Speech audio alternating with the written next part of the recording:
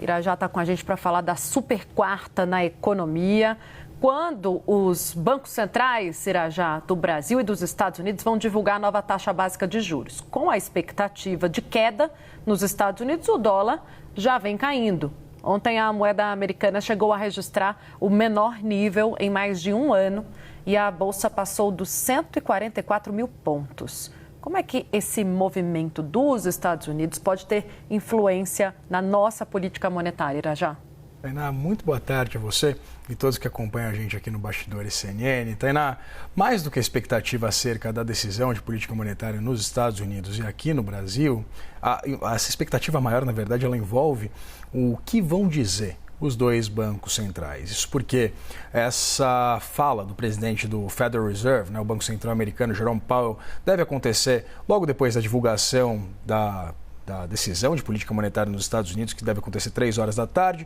Essa fala de Jerome Powell está prevista para as 3h30 da tarde. Há uma expectativa por parte do mercado de um início do ciclo de cortes nos juros por lá. Uma revisão agora baixista de 0,25 ponto percentual. Aqui no Brasil, a gente sabe, a expectativa é de manutenção da taxa básica de juros, a Selic, em 15%.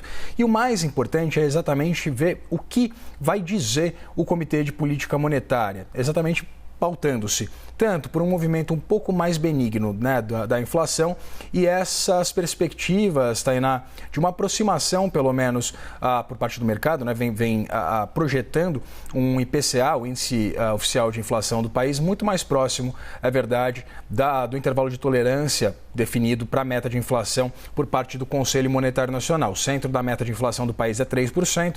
A expectativa do mercado, medida pelo Boletim Focus, agora envolve um fechamento da inflação em 2025 em 4,83%.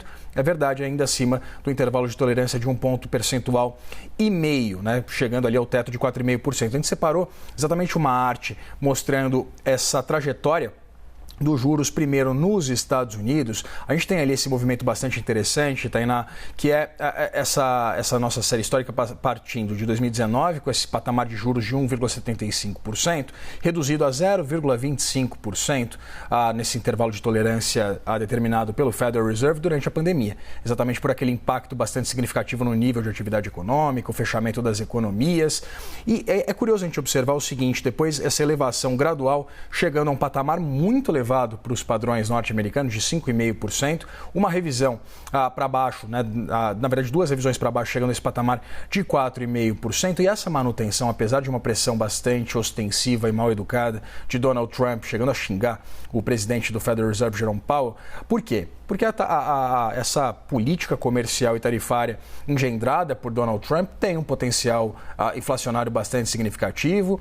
Houve, portanto, essa manutenção dos juros no patamar de 4,5%, intervalo de 4,25% e 4,5%, mas agora o mercado inteiro já precifica uma queda de juros por lá, exatamente porque o mercado de trabalho tem se mostrado bastante desaquecido e, evidentemente, também a gente tem uma pressão inflacionária já significativa também nos Estados Unidos, já mostrando exatamente esse impacto, essa consequência da política tarifária de Donald Trump. Então, agora há uma expectativa de um corte de 0,25 ponto percentual por lá, quando os títulos do Tesouro americanos, que são precificados por meio exatamente desse intervalo de tolerância dos juros por lá, ficam menos atrativos. É evidente, vem mais dinheiro para cá, exatamente por esse diferencial de juros, a gente com um patamar de prêmio de risco bastante elevado.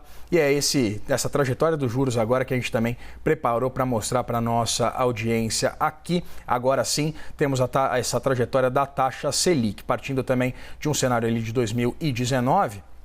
Olha lá, a gente acompanha essa série de reduções durante esse primeiro, chegando até o segundo ano do governo de Jair Bolsonaro, já sob a presidência de Roberto Campos Neto, a taxa básica de juros também chegando a patamares muito baixos para os padrões brasileiros, de 2%, ali entre 2020, quase chegando a 2021, exatamente determinando ali, na verdade, uma necessidade de uma elevação gradual, exatamente pelo nível de impacto inflacionário que a gente acompanhou depois de um rearranjo ali das cadeias produtivas, porque a gente teve esse desarranjo durante a pandemia de coronavírus. Então, a gente acompanhou que esse aperto monetário, que inclusive foi reiniciado ali, a gente tem primeiro Roberto Campos Neto levando a Selic até 13,75%, um início de um ciclo de revisão baixistas ali, chegando a 2024 em 10,5%.